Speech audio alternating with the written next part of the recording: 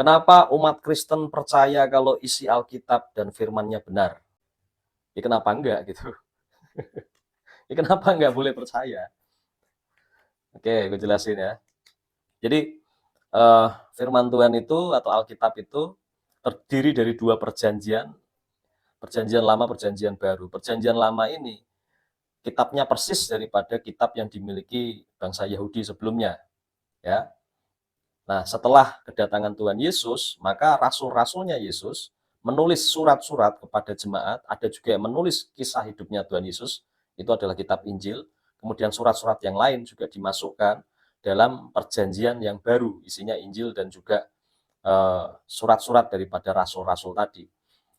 Nah, kenapa kitabnya Yahudi tadi yang berisi perjanjian lama plus perjanjian baru ini dipercaya sebagai kebenaran?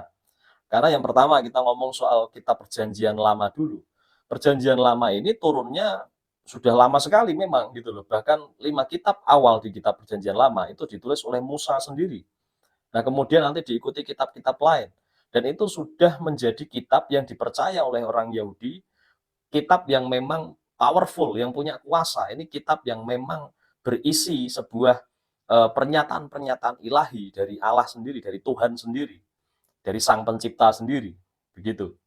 Nah, kemudian ketika Yesus datang, murid-muridnya mengirimkan sebuah surat-surat dan di sana ada ilham kuasa Allah, ilham Roh Kudus di sana, ilham dari Tuhan sendiri untuk menuliskannya sebagai pedoman.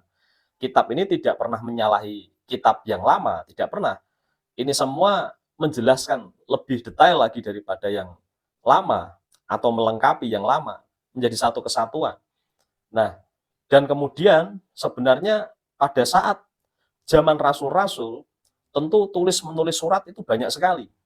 Akan tetapi, ada proses yang dilakukan oleh para bapak-bapak gereja, bagaimana mereka mencari mana yang menjadi surat-surat yang memang ada kuasa Allah di sana, yang ada pimpinan Roh Kudus di sana, dan lain sebagainya, yang menunjukkan ini naskah yang bisa dipercaya.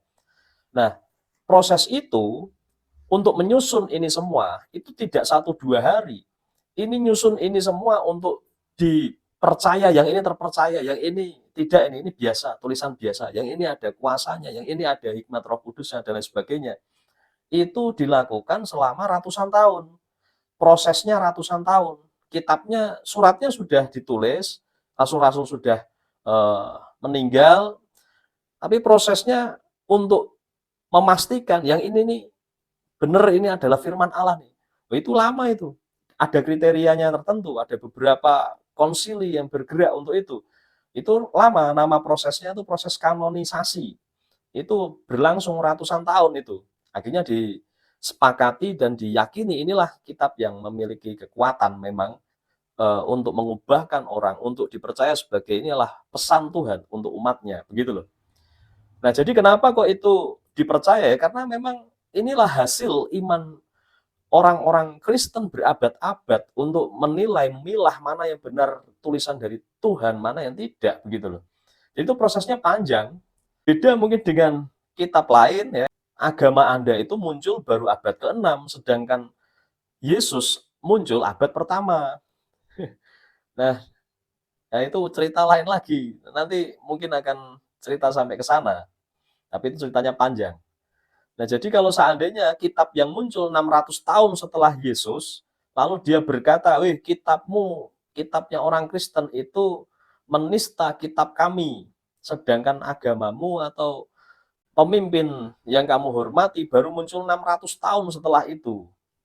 Ini kan not make sense sama sekali, nggak masuk akal gitu loh. Bagaimana mungkin seandainya saya menulis kitab hari ini, lalu kemudian orang lain 600 tahun setelah sekarang dia ngomong, "Wah, Bang Rinto itu dia menista kitab yang saya bikin loh, saya kenal dia aja kagak kok bisa saya menista dia, itu gimana ceritanya?" Begitu. Jadi itu malah lebih nggak masuk akal dan saya mau bertanya kenapa lu percaya? Gitu malah, ya kan? Jadi kalau seandainya kita ditanya kenapa orang Kristen percaya Alkitab sebagai firman Tuhan dan sebagainya, ya saya mau balik, kenapa enggak? Orang itu sudah melalui proses yang panjang. Lalu kenapa malah justru Anda percaya kitab yang muncul 600 tahun setelah kami dan memutarbalikkan semua fakta di Alkitab kami? Kenapa Anda percaya? Coba tulis di kolom komentar. God bless you.